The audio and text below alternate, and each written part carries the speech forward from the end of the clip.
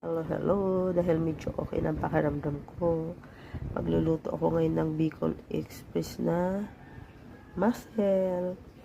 Ayan na yung sitaw. Tapos yung cocoa milk. Yan ang ilalagay ko. Susutay ko lang siya. Sutay lang. Sutay the garlic and the onion. Lagay ko na si sitaw.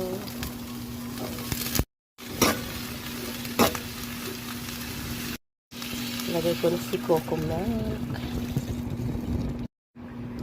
Ilagay ko na din to si tahong.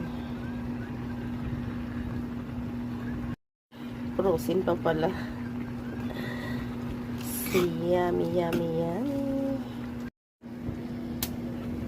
Bicol Express na tahong. Maluluto na siya. Ayan. Parang napadami ko pa yata ng sabaw. Bye-bye. Bicol Express tahong. Napakaanghang. Napadami ko ng ano. Ang anghang na kamo. Masarap. Maanghang. Bye-bye.